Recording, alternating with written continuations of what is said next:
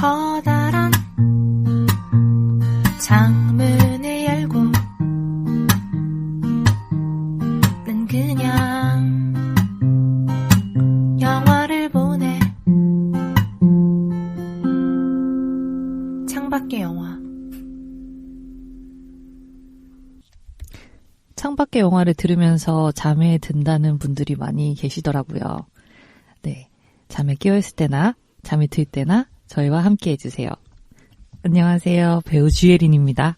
안녕하세요. 싱어송라이터 여름애입니다. 안녕하세요. 영화감독 서은선입니다. 네.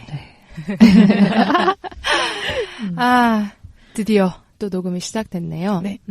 어느덧 7회? 7회요. 아, 그렇네요. 진짜. 저희가 10개 정도를 일단 목표로 하자라고 했었는데 어느덧 저희의 꼴이 다가오고 있습니다. 네. 오늘 약간 시간이 오후잖아요. 네. 이 시간이 진짜 졸려온 시간입니다. 네. 오후 3시인데요. 네, 저 너무 졸려요. 졸리죠. 두 분 어떻게 보내셨나요? 그동안. 우리 저번 주 언제 했죠? 화요일인가요? 그것도 가물가물하죠. 화요일, 수요일? 모르겠던 것 같아요. 일주일 된 것 같은데. 이번에는 왜 이렇게 저한테 길게 느껴지네요? 저도요. 왜 그럴까? 오. 아마 근데 예린 씨는 자, 좀 바쁘게 보내서. 네. 전 생각해보니까 끝나고 그때 원래 셋이서 항상 아, 그쵸. 네, 항상 차 마시고 밥 먹고 이랬는데 그때 예린 씨가 없었잖아요. 네, 맞아요. 그래서 더 길게 느껴졌다. 셋이 있으면 시간이 네. 순삭돼요. 네. 그죠? 네. 저희가 녹음을 1시간 반 하는데요. 그래서 물어보더라고요. 아, 몇 시간 하세요, 녹음? 그 방송이 1시간 반 나가잖아요. 네. 1시간 반을 빌린다고 했더니 깜짝 놀라더라고요. 근데 저희는 거의 뭐 편집하는 게 없죠. 그죠. 그냥 그대로 나가는데 그리고 나서 저희가 한 4시간 정도를 사담을 나누죠. 네, 4시간? 아, 거의 그렇지 않나요? 일찍 만나면. 네. 네, 어쨌든 그렇게 긴 시간을 은성 감독님은 오늘을 기다리면서 보내신 것 같고 네.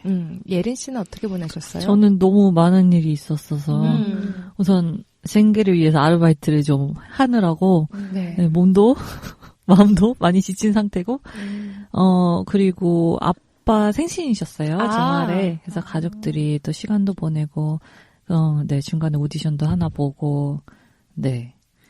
참 평범치가 않아요, 삶이. 그죠? 다들 좀, 저희 셋 다 일은 하는데 약간 프리랜서처럼 일을 하고 있어서. 네. 저도 일을 하고요. 기본적으로 일하면서 좀 기억에 남는 거는 이 그녀에게를 준비를 하면서 항상 영화를 혼자 봤거든요. 네. 창밖의 영화 준비할 때. 근데 이번에는 어쩌다가 엄마랑 같이 봤어요. 하필이면 이 예술 영화를 엄마랑 같이 봐서 그게 주말에 봤는데 그게 좀 기억에 남는 이번 주에 일인 것 같아요. 네, 바로 예고가 돼버렸네요. 오늘 다룰 영화는 바로 네. 그녀에게라는 영화입니다. 네. 두 분 잘 보셨죠? 네. 이 영화는 은성 감독님이 추천을 해주셨고 굉장히 좋아하는 감독이라고 하셨어요. 네. 추천해주신 이유를 들어볼까요? 그때 무슨 얘기하다가 이 영화가 나왔던 것 같기는 하거든요. 근데 제가 어떤 감독 좋아하냐고 물어보면은 좀 손꼽는 감독 중에 하나가 페드로 알모도바르예요. 그래서 근데 그의 영화 중에서 좀 이야기할 거리가 많고 많은 사람들이 보고 좋아할 영화를 생각해 보니까 그녀에게더라고요. 그래서 같이 한번 보고 이야기 나누면 어떨까 싶어서 하자고 했죠. 네, 그녀에게는 저도 봤었고 예린 배우님도 네, 예린 저도 감독님? 이제 자고 지금 끝날 때쯤 자고 있는 거 아니야? 다 봤던 영화인데 역시 준비하면서 저도 한 번 더 봤고요. 예린 씨는 어떠세요? 다시 봤죠 이번에? 네, 다시 봤죠. 저도 이거 되게 이거 감상할 때 얘기해야 되나? 전체적인 감상. 그래도. 지금 얘기 돼요? 네네. 옛날에 봤어요. 10년도 넘었죠. 그때 너무 괜찮게 봐서, 때때로 다시 보는 영화였는데, 저 진짜 너무 이상하게 이번엔 다시 봤는데, 내가 이 영화를 왜 좋아하는지 잘 모르겠는 거예요. 네. 네. 좀 충격을 먹으면서 봤어요. 그래서 사실 오늘 무슨 얘기를 해야 될지 잘 모르겠어요. 네. 감독님께서 영화 이렇게 해설 좀 해주세요.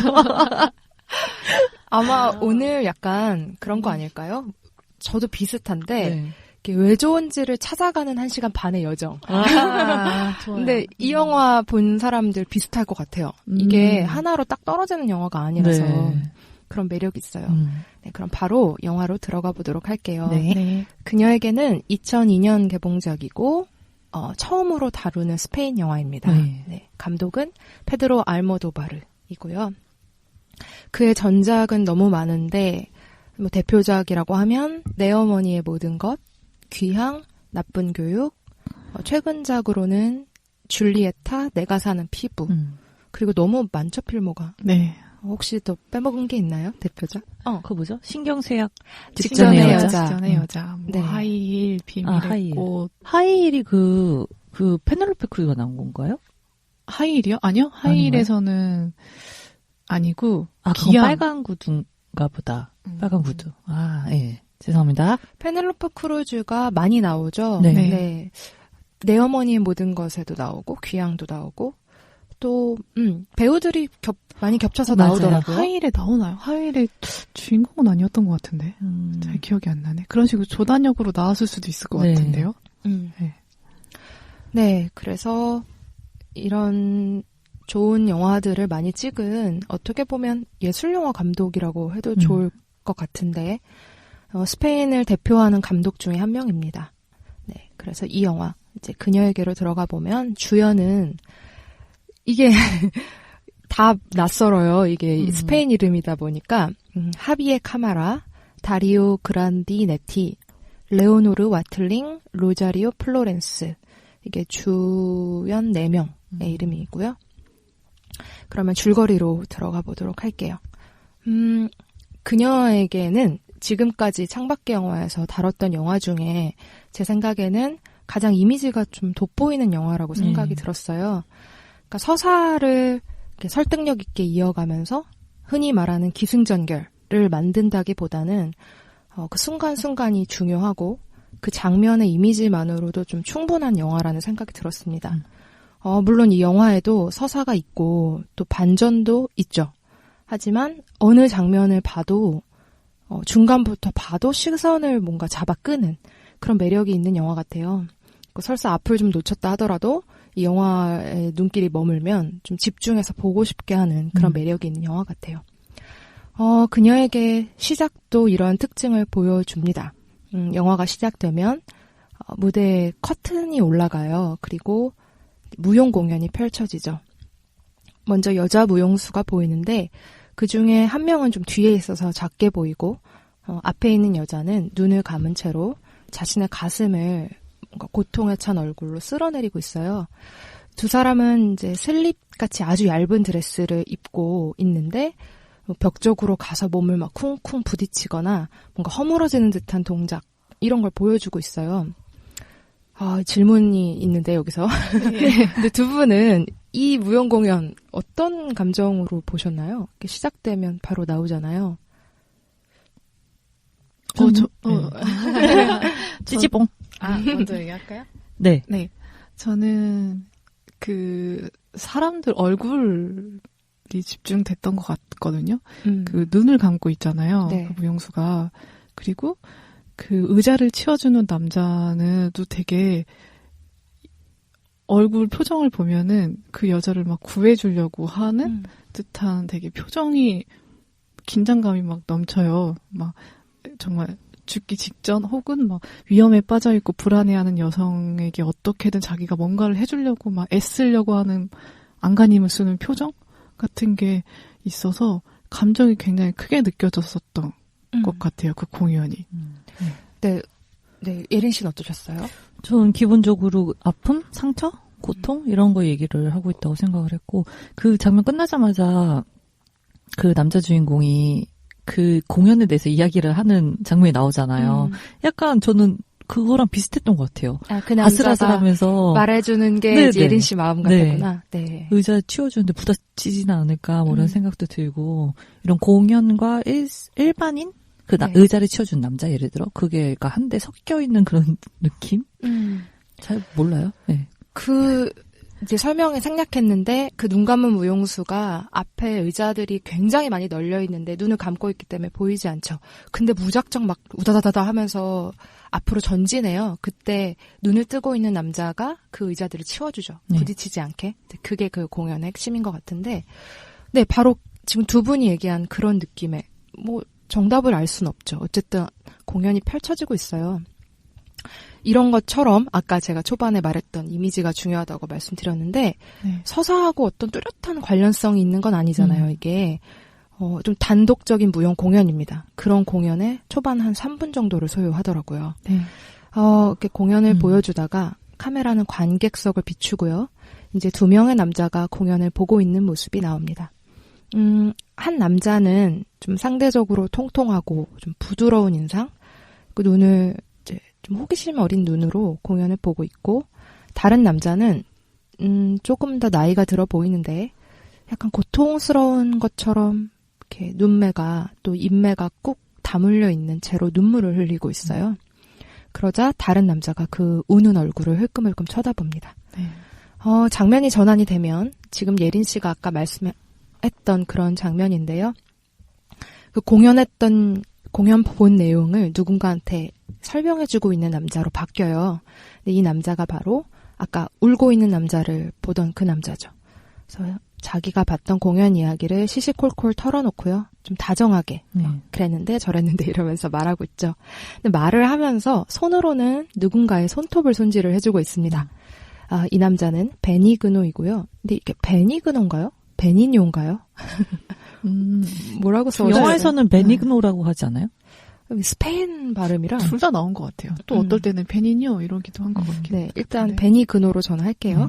네, 베니그노고요. 하비에 카마라가 연기합니다. 그리고 마사지를 받고 있는 여자는 침대 위에 누워서 천사처럼 되게 평안한 얼굴로 자고 있어요. 이 여자의 이름은 알리샤이고 레오노르 와틀링이 연기합니다. 알고 보면 이곳은 병원이고 베니그노는 간호사예요. 환자를 돌보고 있는 거죠. 그런데 간호사가 손톱 손질을 하는 건 일반적이진 않잖아요. 그리고 그걸 끝내고 핸드로션도 발라주고 마사지도 해줍니다. 알고 보면 이제 알리샤는 일반 환자가 아니라 혼수 상태에 빠진 환자죠. 네.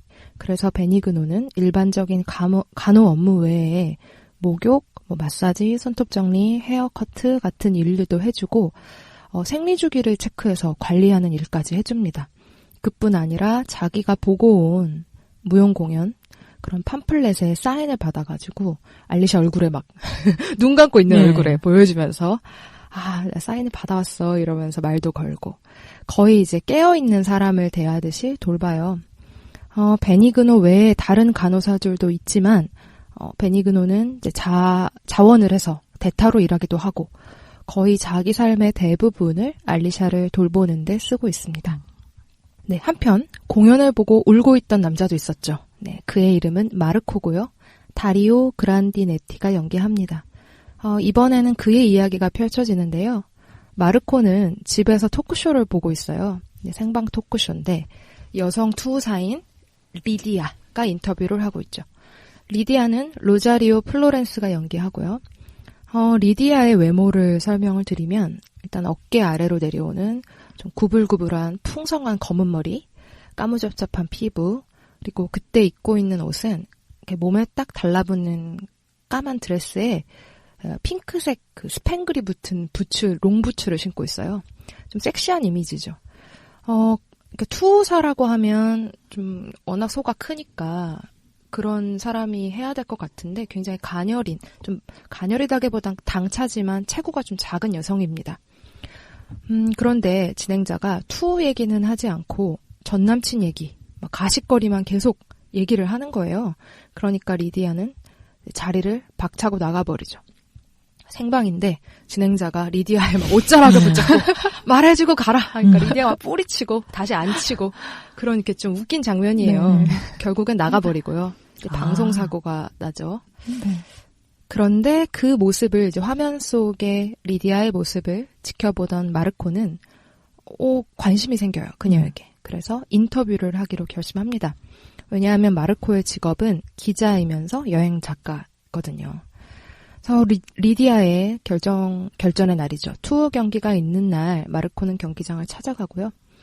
근데 여기서 또 투우 장면이 찍혀 있는데 슬로우로 찍혀 있는데 리디아의 투우 장면이죠. 이제 비장한 음악이 흐르고 리디아의 숨소리, 목소리만 조금씩 섞여서 그 투우 장면이 찍혀 있어요. 그래서 처음에 무용 공연도 그렇고 이 장면은 영화의 일부지만 하나의 단독적인 퍼포먼스처럼 볼 수 있고요. 또 이것만 봐도 또 투우하네 이러면서 집중해서 볼 맞아요. 수가 있는 거죠. 또 여자가. 그쵸. 여자가 있으니까. 투우를 하고 네. 있으니까요. 더 집중도가 있는 그런 매력 있는 장면이에요. 어쨌든 투우를 성공적으로 마친 리디아는 뒤풀이 자리로 가고 이제 드디어 마르코는 거기서 말을 거는 거예요. 근데 전 남자친구 때문에 막 신경이 거슬린 상태여서 리디아는 마르코한테 그냥 같이 좀 나가자 이렇게 얘기를 합니다. 그리고 차에 탄 뒤에야 마르코가 자신을 인터뷰하러 왔다는 사실을 리디아는 알게 되고 또 사생활을 캐는구나 이러면서 불쾌해하면서 내리게 되죠. 그리고 뒤도 안 돌아보고 집으로 들어가는데 곧 미친 듯한 비명을 지르면서 뛰쳐나와요. 그리고 마르코에게 말하기를 집안에 뱀이 있다 이런 얘기를 합니다. 그래서 마르코는 리디아 대신 집으로 들어가서 뱀을 잡아줘요. 그런데 뱀을 잡고 나오는 마르코가 눈물을 또 흘리죠. 네. 그러니까 공연 두 번째 눈물인데 처음에는 무용 공연을 보다가 두 번째는 뱀을 잡다가 리디아도 그 모습을 보는데 질문은 하지 않습니다. 그리고 나는 집을 떠나고 싶어. 호텔로 좀 데려다 달라라고 하고 마르코는 그렇게 해줍니다. 시간이 점프를 해서 이제 자막으로 실제로 몇 달 후 이렇게 나와요. 몇 달 후가 돼요. 네. 그러면 장면에는 이제 리디아와 마르코가 손을 꼭 잡고 있는 모습이 나오고요. 둘이 이제 연인이 된 거죠. 네.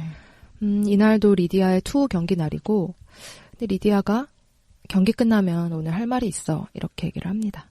그런데 경기 도중에 리디아는 여기 상으로는 500kg 정도 되는 네. 소가 나오는데 소에게 받치는 사고를 당하게 되고 네. 혼수 상태에 빠지게 됩니다. 네. 그리고 알리샤가 있는 이제 처음에 나왔던 그 병원에 입원을 하게 돼요.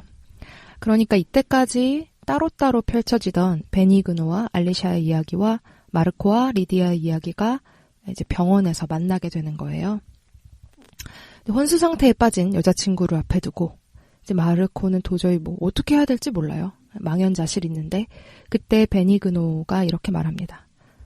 Talk to her. 그러니까 스페인어니까 다른 발음이겠죠? 네. 어쨌든 말을 걸어봐라. 우리나라 영화는 그녀에게가 제목이지만 원제는 Talk to her죠. 네. 말을 걸어라 그녀에게. 그래서 마르코는 네가 여자에 대해서 뭘 아냐 막 이렇게 면박을 주니까 베니그노가 이렇게 말해요. 당당하게. 나는 20년간 어머니를 돌봤고 4년간 알리샤를 돌봤다. 난 여자에 대해서 안다. 이렇게 얘기를 하죠. 나름 설득력이 있어요, 또. 맞아요. 예, 왜냐면 워낙 강인하고 잘 흔들림이 없는 캐릭터이기 때문에 이 약간 유약하고 고통스러워하는 마르코에게는 좀 약간 영감을 불러일으키는 면이 있죠. 네. 그렇게 두 남자는 친구가 돼서 두 여자를 돌보게 됩니다. 저는 여기 되게 재밌는 장면인 것 같은데 이제 알리샤와 리디아를 선베드에 네. 앉혀놓고 선글라스를 끼워가지고 일광욕을 시키는 장면이 있어요. 네. 마치 이제 낮잠에 빠진 것 같은 두 여자 그리고 수다 떠는 남자친구들 약간 이런 컨셉의 장면이에요. 그러나 현실은 이제 혼수 상태에 빠진 그죠. 두 여자죠. 네, 그래서 베니그노는 마르코에게 자신의 이야기도 털어놓는데 사실은 알리샤가 건강했을 때부터 그녀를 짝사랑했었고 사고 후에 알리샤의 아버지가 자신을 고용했다 이렇게 말을 합니다. 그래서 이후의 줄거리는 이제 스포일러가 될 것 같아서 그 결정적인 이야기들은 제가 생략을 하려고 해요. 줄거리를 마무리를 하자면 이제 나름 평화로운 나날이에요. 비록 식물인간 혼수 상태에 빠진 여자 친구들이지만 여자친구는 아니죠. 베니그노한테 환자죠. 네. 죄송합니다. 그 나름 평화로운 나날을 보내던 두 남자는 각각 결정적인 사건으로 인해서 삶의 전환점을 맞이해요. 두 남자 모두 두 여자를 떠나보내는 거죠. 그래서 영화의 마지막은 처음 시작과 마찬가지로 또 다른 무용 공연으로 마무리가 됩니다. 붉은 원피스를 입은 여자가 이제 중력을 막 뛰어넘으려는 것처럼 점프도 하고 땅으로 추락하기도 하고 하는데 남자 무용수들이 그 여성을 다 받아주거나 올려주는 그런 무용 공연이고요. 그리고 관객석에는 이제는 혼자가 된 마르코가 앉아 있어요. 마르코는 또 울고 있습니다. 그런데 그 모습을 지켜보고 있는 사람이 있어요. 베니그노가 아니라 바로 알리샤예요. 네. 혼수 상태에서 깨어난 거죠. 인터미션 때 두 사람이 로비에서 마주치는데 어쨌든 다시 무용이 시작되면 이번에는 느긋한 삼바 음악과 함께 남녀가 짝을 지어서 춤을 추는 장면이 펼쳐지고요. 영화 첫 장면하고 다르게 좀 밝은 분위기의 공연이에요. 그제서야 항상 울던 마르코도 어느새 미소를 짓고 있습니다. 그리고 문득 어떤 시선을 느껴서 뒤를 돌아봤을 때 알리샤가 마르코를 보고 있어요. 두 사람은 눈을 마주치고요. 그렇게 공연은 계속 이어집니다. 네. 이때 그 빛이 알리샤랑 마르코한테 딱 쏟아지는 거 느끼셨어요? 둘이 아이 컨택 할 때? 네. 조명이 이렇게 싹 오거든요. 각각한테? 네. 서로를 그 순간엔 서로가 주인공이 돼서 서로만 알아보는 그런 걸 그런 식으로 연출이 됐나 보네요. 그리고 딱 둘의 이름이 이렇게 뜨죠. 맞아요. 영화를 안 보신 분들은 뭐 어떻게 된 거야? 궁금하시죠? 네, 스포일러는 저희가 뒤에서 얘기를 나누면 될 것 같아요. 네. 그냥 편하게 얘기해도 되는 거겠죠? 그럼요. 네, 줄거리만 거기서 생략을 한 거고 재미없을까봐. 네. 네, 이제부터는 편하게 얘기를 할게요. 그러면 예린 씨부터 해야겠네요. 할 얘기가 전체적인 감상. 네, 예린 씨부터 해볼까요? 아까 잠깐 말씀을 드렸는데, 그러니까 한 10몇 년 전에 저희 아빠가 이거를 영화를 보고 계시길래 TV에서 TV로 이렇게 저도 딱 그랬던 것 같아요. 그 이미지에 뭔가 딱 바뀌어가지고 여자가 투를 하는 그 장면에 박혀서 중간부터 그냥 영화를 보게 된 거예요. 그리고서는 이 영화 너무 좋다. 그리고 페드로 알모도바르 감독 영화를 거의 다 찾아봤거든요. 그래서 저는 나쁜 교육도 되게 좋아하고 뭐 귀향 뭐 내 어머니 보든가 그런 거 다 봤는데 그리고 나서 몇 년이 지나서 그녀에게가 다시 생각이 나서 또 봤어요. 근데 이제 이게 스포일러 구간인 건데. 네, 시작됩니다, 여러분. 네. 그 혼수 상태에 빠져있는 알리시아와 어쨌든 뭐 사랑을 나누는 거잖아요. 그게 해석이, 맞는 거죠. 제 해석이. 네. 예. 그게 약간 저는 이제 일종의 범죄로 다가오기 시작을 하는 거예요. 그래서 이게 사랑으로 해석을 하는 게 맞는지. 그래서 다시 한번 영화를 봤을 때는 약간 충격을 받았었어요. 그리고 나서 몇 년이 또 지난 지금 어제였죠. 어젯밤에 봤는데 이제는 아무것도 모르겠더라고요. 이게 사랑인지 범죄인지 뭔지도 모르겠고 내가 이걸 왜 좋아했는지도 모르겠고 그리고 아마 저희가 아무래도 팟캐스트 할 때 그 머리를 쓰면서 계속 영화를 보게 되잖아요. 그렇죠. 얘기할 거리들을 더 집중해서 영화를 보게 되죠. 그죠.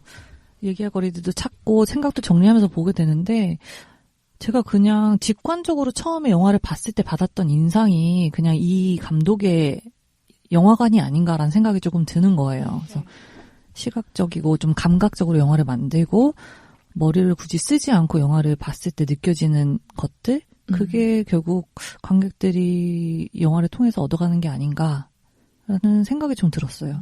어쨌든 지금 제 머릿속에는 물음표만 가득합니다. 물음표. 네. 전체적인 감상의 포인트는 물음표다. 네. 모르겠다. 네. 에라 모르겠다. 좋습니다. 네. 이번엔 은선 씨 폭주가 예상되니까 오늘 은선 폭주 기관차. 원래 좋아하는 거 하면 맞아요. 약간 폭주하잖아요, 저희가. 네. 페드로 알모도바르 영화들 주로 보면은 이야기가 저런 일이 세상에 있어? 라는 이야기들. 들어보지 못한 특히 어떤 윤리적인 딜레마에 대한 질문을 던지는 이야기를 많이 해요. 정말 더 이것보다 더 저런 일이 세상에 어떻게 저럴 수가 있어라고 생각하는 영화들 뭐 내가 사는 피부 혹시 보셨어요? 그거 재밌게 봤는데. 재밌죠. 근데 내용만 알지 못 봤어요. 내가 사는 피부는. 그 내용이 정말 쇼킹하잖아요. 네. 얘기 좀 해주세요. 사실 그것도 내용 기억이 안 난다. 그냥 되게 재밌었다는 거밖에 기억이 안 나요. 내가 사는 피부요? 스포일러가 있을 것 같아요. 네, 안 스포일러 되겠다. 아닐까요? 네, 각자 찾아보세요. 오늘은 그녀에게도 스포일러가 있기 때문에. 그것도 그렇고, 저는 이제 페드로 알모도바르 영화 중에서 가장 처음 해본 건 이 영화였던 것 같아요. 그녀에게를 시작으로 저도 영화 막 이렇게 많이 찾아봤는데, 그 초창기의 영화들은 그녀에게랑 결이 많이 다르잖아요. 초창기 뭐 예를 들어서 90년 나쁜 교육은 이거 다음이죠. 잠깐만, 나쁜 교육이 네. 이쯤인데 이거 다음으로 알고 있는데. 이 다음인가요? 제가 검색을 해보죠. 거의 비슷한 시기일 텐데. 아, 그러니까 아예 초창기 뭐 하이의 뭐 신경쇠약 직전에 그런 거 여자, 모르겠어요. 안 뭐 봐서. 비밀의 꽃, 네. 뭐 그런 영화들은 되게 뭐랄까요, 부조리국 혹은 막 성적인 농담이 되게 짙은 블랙 코미디 요소가 큰 소동극 같은 느낌의 그런 영화들이거든요. 그녀에게 2002, 나쁜 교육 2004. 그러니까. 네. 그리고 신경쇠약 88년. 네. 그리고 하이힐 91년. 8, 90년대 영화랑 2000년대 영화랑 확실히 느낌이 다르긴 달라요. 네. 많이 달라요. 특히 그녀에게가 기점인 것 같아요. 제가 느끼기에는 좀 더 대중적으로 갔고, 그리고 인간의 어떤 관계에 더 많이 집중을 하게 되는 것 같아요. 더 관계를 공감할 수 있게끔. 그러나 뭐 이야기 자체에서는 좀 질문을 던질 수 있는 관계들, 좀 복잡한 관계들, 뭐 그렇게 설정이 되는 것 같고, 거기서 저는 되게 매력을 많이 느꼈던 것 같아요. 그리고 이 그녀에게 같은 경우에는 저도 되게 여러 번 봤는데, 여러 번 봤던 이유가, 그러니까 피나바우시라는 무용가를 나중에 알게 됐을 때, 이 영화의 오프닝에 나왔던 거예요. 인용이 됐었던 거예요. 네. 그 앞에 장면이. 그렇죠. 그렇게 또 알게 되고, 그 쿠쿠르쿠쿠 팔로마도 또 이것만 듣고 싶어가지고 또 이 영화를 다시 보게 되고, 그렇죠. 막 그런 식으로 찾아보게 되는 영화였던 것 같아요. 이 영화 안에 되게 그런 장치랄까요? 아무튼 그런 인용된 것들이 많잖아요. 다른 예술들이. 그렇죠. 그런 걸 다시 보고 싶어서 여러 번 찾아봤던 영화였고, 이 페드로 알모도바르 영화를 생각을 하면은 딱 자연스럽게 떠오르는 게 좀 현란하다라는 인식이 있잖아요. 저도 그렇게 생각을 했었거든요. 근데 저도 이제 찬찬히 다시 한번 그녀에게를 보니까 생각보다 되게 단순한 거예요. 그러니까 뭐 촬영 같은 게, 촬영이 어떤 뭐 기교를 부리는 것도 없고, 편집이 뭐 어떻게 되는 것도 없어요. 생각보다. 근데 이 현란하다고 느끼는 지점이 그거 같아요. 좀 인물들 간의 그 감정이나 관계가 되게 복잡하고, 그리고 가장 좀 중요하게 생각하는 게, 페드로 알모도바르가 중요하게 생각하는 세 가지가 있대요. 그게 첫 번째가 이제 텍스트, 두 번째가 배우의 연기, 세 번째가 자기 영화 안에 어울리는 색을 찾는 것이라고 하더라고요. 색깔. 그 색감과 색감이 영화 안에서 가장 중요하다고 여긴다고 하더라고요. 그래서 보면은 페드로 알모도바르 영화를 보면은 색이 딱 유독 기억에 많이 남지 않아요? 네, 맞아요. 네. 근데 그게 페드로 알모도바르의 색인지 아니면 스페인의 색인지, 스페인 자체가 컬러풀한 나라니까 그런 어떤 정서가 있는 걸까? 이런 생각도 하긴 했어요. 네. 그렇기도 했는데, 또 이렇게 색감을 유독 그 영화 안에서 색채를 많이 집어넣는 또 스타일이 알프레도 히치콕 감독, 미국 감독도 굉장히 즐겨 쓰는 방법이거든요. 그 스타일을 조금 많이 자기가 따라하려고 노력을 했다고도 하더라고요. 히치콕의 어떤 스타일들. 근데 이제 그게 자기식으로 왔겠죠? 그런 것도 있었고, 또 페드로 알모도바르 실제 보면은 옷도 그렇게 입고 다녀요. 예쁘게. 컬러풀하게 예쁘게. 네. 스카프 맨날 하고. 네, 맞아. 스카프 하고, 그렇게 다니더라고요. 그럼 이 영화의 색은 뭐였을까요? 빨강? 갑자기 그런 생각이 드네요. 빨강. 빨강? 어떠세요, 예린 씨는? 저도 약간 꽃분홍? 같은 느낌. 근데 배우들마다 색깔이 있다 치면은, 저는 알리샤는 분홍색이 생각나네. 네, 그쵸. 분홍색 알리샤. 니트 입죠, 마지막에. 완전 예쁜 분홍은 아닌데. 약간 붉은 계열. 약간 자주색을 입고 중간에 과거를 회상할 때 핑크색 나시를 안에 입고 있어요. 그렇네. 그리고 무용복 중에는 초록색도 나왔었고, 연두색. 저는 근데 막상 딱 하나의 색깔로 이 영화가 떠오르진 않네요. 저는 오히려 막 화려한 컬러풀하다는 느낌을 많이 받지는 못했고 근데 그런데 되게 세련되다는 느낌 많이 받은 것 같아요. 오히려 제가 전작을 좀 보다가는 더 느꼈어요. 줄리에타랑 내 어머니 모든 거 귀양 나쁜 교육을 제가 봤는데 이번에 줄리에타 새로 봤고 내 어머니 모든 거 절반 정도 보고 왔는데 줄리에타랑 내 어머니 모든 것이 더 색감이 화려한 것 같고 맞아요. 그녀에게는 좀 더 그보다는 절제되어 있는 것 같아요. 제가 느끼기에는 그렇습니다.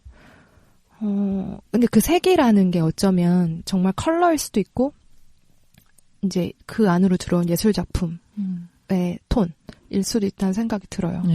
저는 이 영화가 예술 영화라고 했을 때 뭐 여러 가지 기준이 있겠지만 분명한 거는 이 영화를 보고 나면 예술이라는 것에 대해서 좋아하는 사람들은 안 좋아하기 좀 힘든 그런 약간 탐미적인 부분이 있는 것 같아요.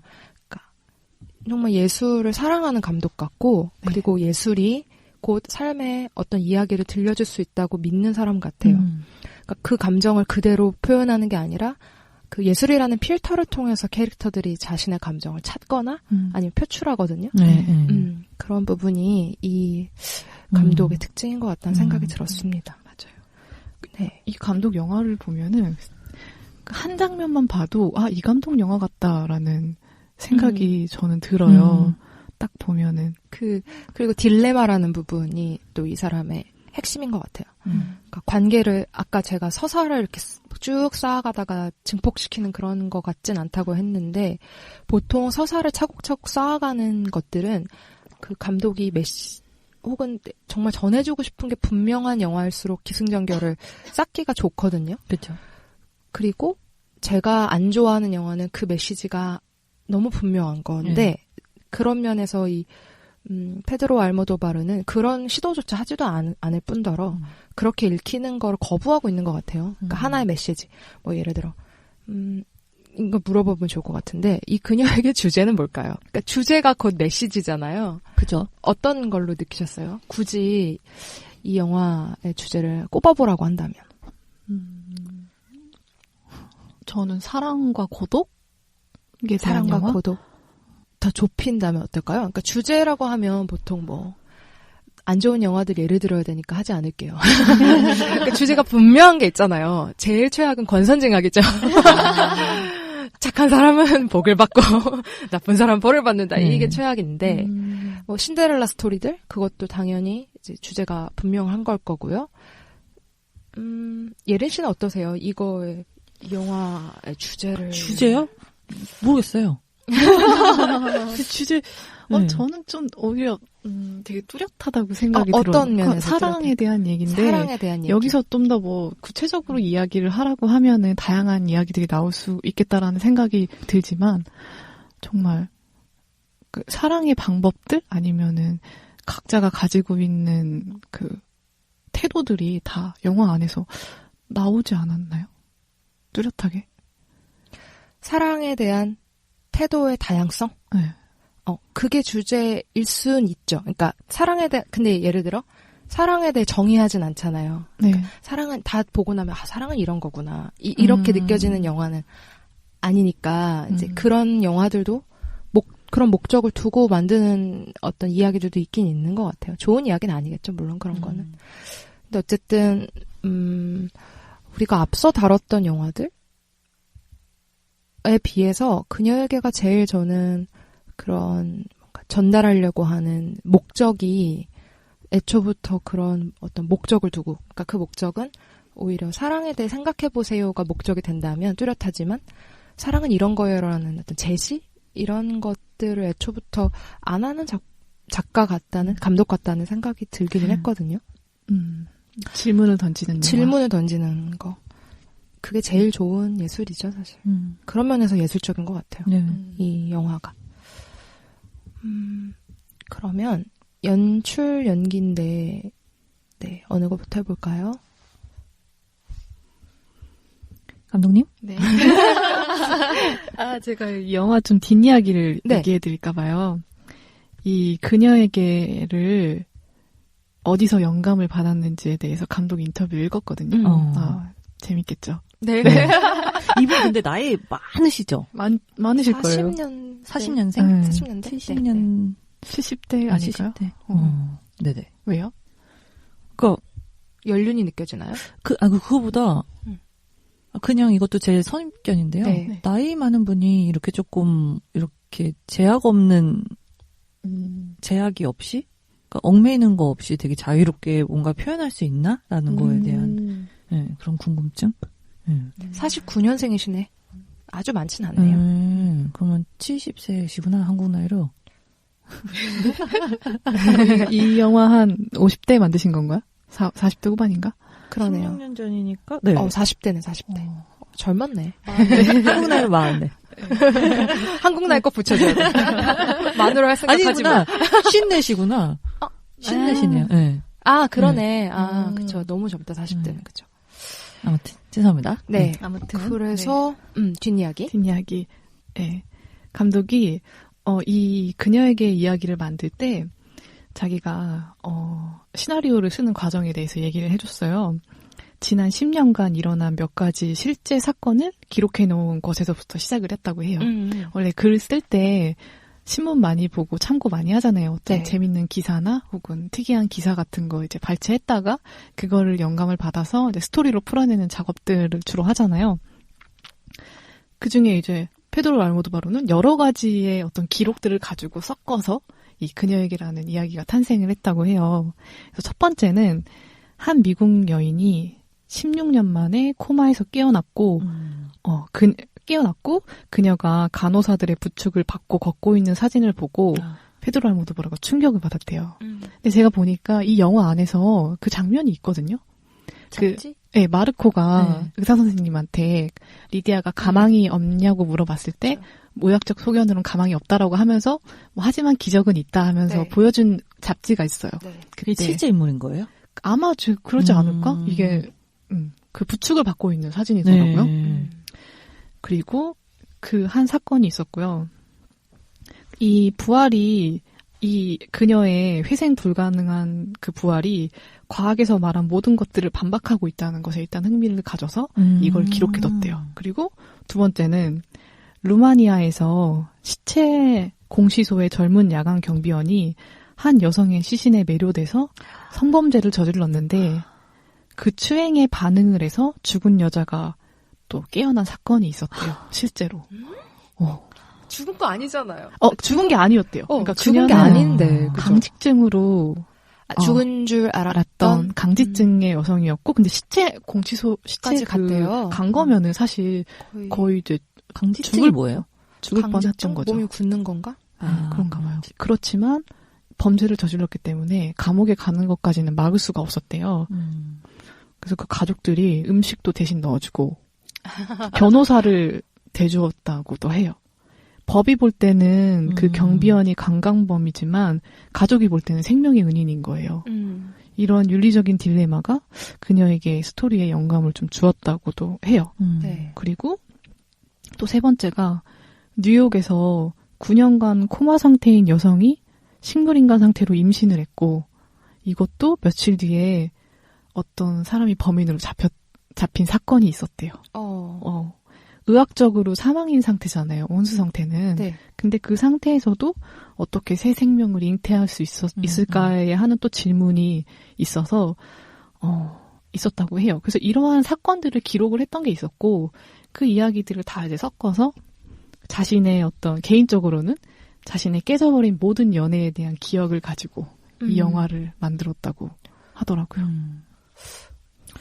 참 별일 다 있죠. 우리도 세상에 이런 일을 많이 보지만 그다지 예술적으로 풀어내지 못하는데 이 감독은 참 그런 기괴한 이야기들을 이렇게 설득력 있게 풀어낼 수 있군요. 네.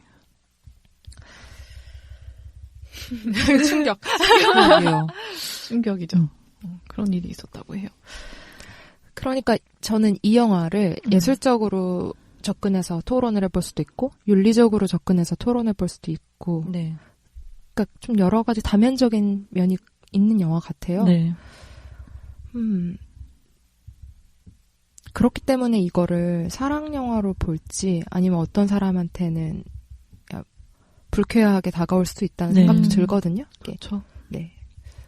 그런데 감독은 분명히 그 사람이 범죄자야라거나 순고하잖아라거나 이렇게 정답을 제시하는 것 같진 않아요. 네. 그런 면에서 좀 예술적이다. 제가 이 영화를 두 번째 봤을 때 약간 그런 윤리적인 면에 대해 새롭게 영화를 보게 되면서 좀 놀란 부분이 있다고 했잖아요. 처음에 감각적으로 받아들였을 때보다. 그때 약간 제가 그런 페미니즘 이런 거에 조금 관심을 갖고 눈을 떴을 시기였던 것 같아요. 나이도 조금 더 먹었을 때고. 근데 문득 지금 감독님께서 설명해주는 이야기를 듣다가 생각이 난 게 베니그뇨가 그 여성에게 그런 행동을 한 게 사랑으로 표현이 되지 않았다면 오히려 조금 더 납득할 여지가 있는, 그러니까 조금 더 쉽게 영화를 받아들일 수 있었을 것 같기도 하다는 생각이 맞아요. 들어요. 네. 맞아요. 이게 너무 진정한 사랑처럼 보이게 되니까 과연 그 행위가 사랑으로 인한 거였느냐 아니면 진짜 그냥 실수였느냐 범죄였느냐가 좀 논란의 여지가 있는 게 아닌가라는 생각도 살짝 드네요. 그러니까 영화를 보시면 알겠지만 이제 다 나왔으니까 스포일러가 그 베니그노가 굉장히 헌신적으로 그 사랑했다기보다는 알리샤를 돌봐요. 예를 들어서 마르코는 자기 여자친구인데도 불구하고 어떻게 해야 될지를 몰라요. 뭐 식물인간이 됐으니까 뭐 말을 걸어도 이러죠. 듣지도 못하잖아. 어차피. 그러니까 오히려 베니그노가 와가지고 아우 봐라 리디아 얼굴 상한 거 봐라. 너가 보살펴줘야지 이러면서 립밤도 이렇게 발라주는 장면도 나오고 이제 그럴 정도로 알리샤를 정말 잘 돌봐요. 그래서 4년이나 됐는데 혼수 상태가 제가 천사 같다고 표현했는데 굉장히 건강해 보이지 않나요? 네. 뽀해가지고 맞아요. 굉장히 건강하고 어떤 것까지 해주냐면 발이 뒤틀릴까봐 신발도 신겨놓잖아요. 그러니까 정말 사람처럼 걷지도 못하는 그런.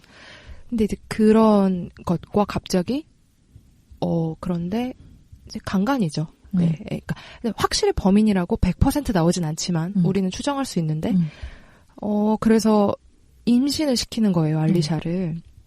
그래서 베니그노는 감옥에 가게 되고요. 근데 이제 그 지점에서 우리가 충격을 받는 거죠. 그럼 앞에서 해왔던 그 돌봄의 행위는 분명히 대단한 건 맞는데 그 뒤에 이루어진 그 자기의 의지가 없이 누워있는 여성을 그렇게 강간했다는 점. 근데 여기서 끝났어도 더 차라리 좀 그런데 여기서 한 단계 더 나아가서 알리샤는 혼수 상태에서 깨어나잖아요. 그러면 그거는 그녀가 깨어났을 때는 분명히 베니그노라는 사람의 어떤 노력이 들어갈 수밖에 없는 건데 근데 이 여자는 새 생명을 얻은 거죠.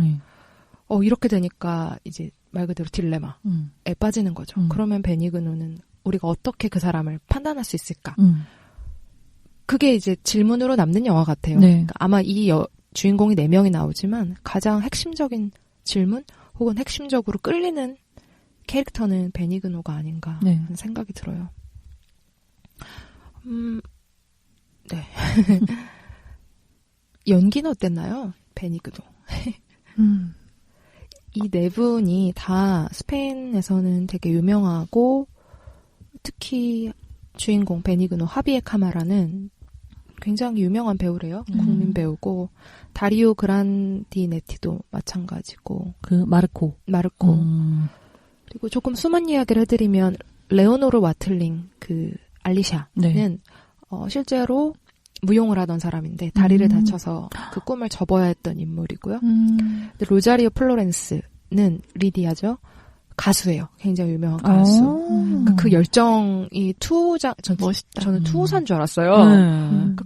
그럴 수도 있다고 생각했어요. 투우사를 캐스팅했나? 근데 찾아보니까 가수고 그러한 그 옷차림과 그러한 존재감을 뽐내면서 아마 무대에 오르겠죠. 카리스마가 있잖아요. 되게. 그리고 좀 사생활 얘기를 해드려서 좀 죄송하네요. 이제 배우들의 다리오 그란디네티 그 옛 사랑을 잊지 못하고 눈물을 흘리는 이 마르코죠. 마르코 같은 경우는 이제 찾아본 바로는 2번 이혼을 했고 지금 다른 파트너가 있어요. 네. 그러니까 사랑의 실패라고 할까요? 그러니까 사랑의 경험이 좀 있고 그리고 자녀를 넷이나 낳았기 때문에 결혼 생활을 통해서 이제 그런 사랑에 대한 경험이 많은 사람일 수 있을 것 같고 또 동시에 그 중에 한 아이를 잃었어요. 아이고. 그러니까 그런 고통 그리고 사랑에 대한 자기 나름의 경험들 그걸 갖고 있는 인물 실제적으로도 갖고 있는 인물 같았고요. 하비에 카마라는 정보를 많이 수집하지 못했습니다. 미안해요. 미안해요. 네. 저는 페드로 알모도바르 영화를 보면은 배우들이 얼굴이 너무 다 기억에 남아요. 맞아요. 그렇지 않아요? 맞아요. 너무 그러네요. 다양한 얼굴들을 캐스팅해요. 그러니까 얼굴도 이미지인 것 같아요. 그 색깔을 네. 고르듯이. 맞아요. 네. 자기는 배우의 얼굴에 매료돼서 클로즈업을 찍는다고 하더라고요.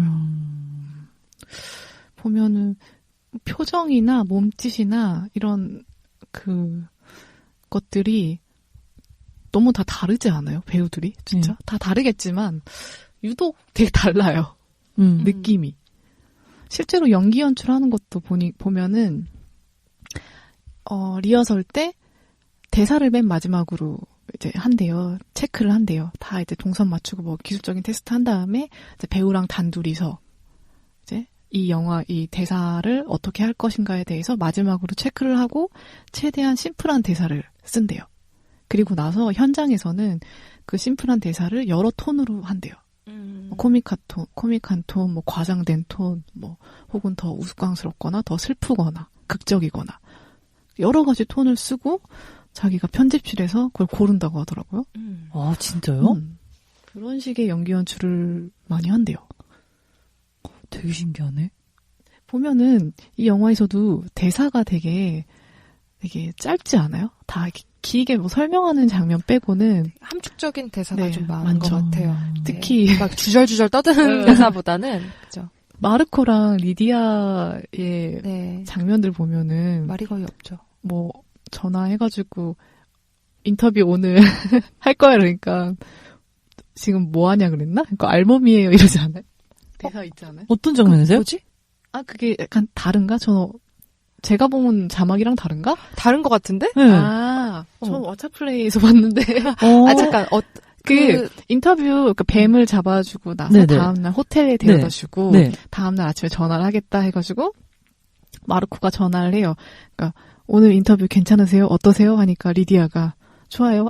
전 지금 알몸이에요. 샤워하고 나왔거든요. 아, 이거 그런 있었던 것 같긴 대사가 하네. 있어. 근데, 갑자기?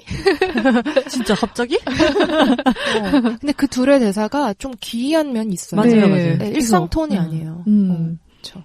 갑자기 뒤에서 껴안고 그날 왜 울었는지 알려달라고 백허그. 하면서 쿠쿠로쿠쿠팔로. 대사가 굉장히 함축적이잖아요. 네. 특히나 두 사람의 관계 맞아요. 같은 경우에는. 아니 근데 베니그너는 두 사람의 관계에서 대화를 나눌 수가 없기 때문에 뭐 비교가 되긴 안 되네요. 알리샤 말할 수 없잖아요. 근데 또 얘기 들어보니까 저도 보니까 그 투구사 역할을 했던 리디아가 영화 쪽 연기 쪽 필모그래피는 없죠. 거의 없죠. 연기를 했던 건 아니죠. 그녀에게가 마지막으로 그렇죠. 알고 있어요. 그래서 가수였다고 하니까 네. 이 배우한테 이런 대사를 맡긴 이유를 알 것 같다는 생각이 드네요. 그러니까 아무래도 전문적으로 연기를 더 할 수는 없을 테니까 하지만 감정을 함축해서 담을 수 있는 일은 할 수 있을 것 같거든요. 그렇죠. 그러니까 페드로 알모도바르도 배우한테 굉장히 맞춘다고 하더라고요. 보면은 페드로 알모도바르가 특히 여자 배우들이랑 작업을 굉장히 많이 하잖아요. 그래서 메이킹 사진 보면은 껴안고 있는 사진이 되게 많아요. 특히 페넬로페 크루즈랑 같이 이제 그래요? 기대해가지고 뮤즈인가? 같이 막 껴안고 있어. 거의 뮤즈 같아요. 네. 껴안고 있고, 그러니까 배우랑 소통을 정말 많이 하는 친밀한 관계를 유지하는 사람인 것 같아요. 그래서 그런 걸 발견하고 그런 디테일한 감정까지도 좀 끌어올릴 수 있는 사람이지 않을까. 그런 생각이 들어요. 연기 부분에서는. 찾아보니까 로자리오 플로렌스는 TV 연기를 좀 그래요? 필모가 좀 있네요. 네. 필모가 아니죠. TV 연기를 좀 하신 것 같아요. 네. 그런 얘기 하니까 저는 페드로 알모도바르 보면서 영화 보면서 Call Me By Your Name 감독 누구죠? 네. 그 감독이 떠올랐어요. 어쩌면은 이제 둘 다 게이 감독이기도 하고 네. 또 느껴진 게 그쪽은 이탈리아고 여긴 스페인인데 네. 또 이탈리아면 패션 아닙니까? 전 루카 영화를 보면은 패션이 정말 신경 많이 쓰기도 하고요. 아, 네. 코미바이오네임 감독이 이탈리안이에요? 네, 그 감독이 I Am Love, 비거 스플래시, Call Me By Your Name 3편 다 봤는데 네. 셋 다 패션 그리고 미술이 너무 이제 돋보이는데 틸다 스윈튼이 뮤즈라고 하더라고요. 네. 그런 태도? 페드로 알모도바르 영화 또 특징이 되게 유머 같아요. 유머. 그게 저는 코드가 안 맞나 봐요, 저랑. 네. 안 맞을 수 있어요. 그녀에게도 위키피디아에 찾아보니까 장르가 코미디와 뭐 멜로 뭐 이렇게 구분이 돼 있어요. 근데 나는 코미디가 여기 왜 껴있지? 라는 생각이 드는 거예요. 스릴러도 껴있거든요. 스릴러, 미스테리, 로맨스, 코미디, 드라마. 근데 정말 코미디는 저는 그러게요. 단 한 군데서도 웃지 않아가지고. 무성영화 부분, 무성영화가 코미디인데. 아, 그래서. 그녀에게는 정말 코미디가 많이 지어져 있는 영화긴 한데, 그의 영화 중에서는. 그래요? 저 다른 영화도 웃은 적이 없어요. 완전 이게 유머 코드는 안 맞으면 웃음 안 나와요. 네. 근데 저희 엄마 같이 봤다고 했잖아요. 네네. 그 무성 영화에서 정말 깔깔대고 너무 좋아하시고 저희 엄마는 많이 웃었어요, 이 영화 보면서. 감탄사도 계속 와 이러고 그러니까 어머 이런 거라던가 아니면 하하 막 진짜 소리내서 웃으시고 그러시던데요. 그게 코미디구나, 무성 영화가. 재밌네요. 저는 각국의 영화들을 볼 때마다 그 나라의 문화가 배우들의 연기에 약간 녹아나는 것 같아서 그거 보는 재미도 좀 있는 것 같아요. 네. 어떤 게 있었어요? 저는 그래서 약간 방금 감독님께서 얘기한 뭐 코미디, 뭐 어떤 장르 이렇게 톤을 다 바꿔서 한번 연기를 해본 다음에 그걸 편집을 맞춘다고 하셨잖아요. 저는 그런 굵직한 사실 톤을 맞춰놓고 그 안에서 배우들을 풀어놓는다고 생각을 했었거든요. 네. 그러니까 프랑스도 그렇긴 하고요. 프랑스 영화를 볼 때도 느끼는 느낌이긴 하지만 스페인 영화도 되게 배우들이 안에서 자유롭게 감정 표현을 하는데 거리낌이 없다는 이미지를 되게 많이 주는 것 같아요. 근데 프랑스는 오히려 약간 뭐라 그러지? 진짜 연기, 기술력 이런 거를 다 배제하고 사람이 그냥 그 카메라 앞에서 살면서 존재하는 것 같은 느낌. 자연스러움이 자연스러운 것 같아요. 네, 엄청나게 존재를 한다고 하면 스페인은 살짝 더 과장이 됐다고 해야 되나? 그런 게 있고 그래서 스페인 공포 영화 같은 것도 보면 되게 자극적이고 그러잖아요. 뭐가 있어요? 전 공포 영화를 잘 안 봐서. 뭐 줄리아의 눈? 띠시스도 그렇고요. 줄리아의 눈? 뭐 여러 가지가 있는데 스토리 자체도 자극적이고요. 배우들의 연기들도 많이 격양이 된 그런 느낌이에요. 근데 그런 영화 안에서 연기가 튄다는 느낌이 또 안 들거든요. 그런 톤으로 내내 가기 때문에. 네. 그래서 이번에도 저는 그런 느낌이었어요. 그래서 굵직한 톤은 당연히 주어져 있지 않았나. 그래서 그러니까 배우들이 저렇게 자유롭게 놀 수 있지 않았을까 이런 생각이 들었던 건데 그것도 대단하네요. 그 작업도. 네. 그러니까 오히려 그 톤을 정한다는 것도 감독이 목적하는 바가 분명한 거잖아요. 네. 근데 맞아요. 근데 그 상황을 또 여러 가지의 감정으로 뽑아낼 수 있다는 것 자체가 그 상황을 규정하지 않았다는 뜻일 수도 있을 것 같아요. 그러니까 현장의 마법을 믿는 것 같아요. 그러니까 이 현장 안에서 배우들이 할 수 있는 어떤 즉흥성에 대해서 좀 그런 마법들을 믿는 것 같고 이 마법을 자기가 깨트리면 안 되겠다라는 생각을 가지는 것 같아요. 그래서 그렇게 가져가 놓고 편집실에서 자기가 이제 좀 선택을 하는 방향을 많이 했던 것 같은데 대단하다. 경험에서 오는 그거요. 그러면 연출, 연기 더 할 얘기 있을까요? 연기 연출인지는 모르겠는데 저는 페드로 알모도바르 감독 영화를 보면 공통적으로 그거 많이 느끼거든요. 되게 여성에 관한 일종의 신격화? 뭐 이렇게 표현하면 좀 거창하긴 한데 되게 좀 성스럽게 받아들이고 있는 느낌이 들어요. 네. 예, 여성이라는 그런 젠더나 뭐 몸이라고 할 수도 있겠고 그래서 그리고 그거를 다루는 방식이 표현하는 방식이 저는 예술적이고 아름답다고 생각을 해서 사실 이런 조금 논란이 될 수 있는 여지의 이야기가 나온다 하더라도 약간 그 의도를 좀 믿고 가는 느낌이 있는 것 같아요, 저는. 네. 두 분은 어떻게 보시는지. 맞아요. 실제로 영화들 보면은, 되게 좀 앞길을 방해하는 남자에 맞서가지고 자기의 길 개척해 나가는 여성의 이야기를 주인공으로 다룬 영화들이 많은 것 같긴 해요. 보면.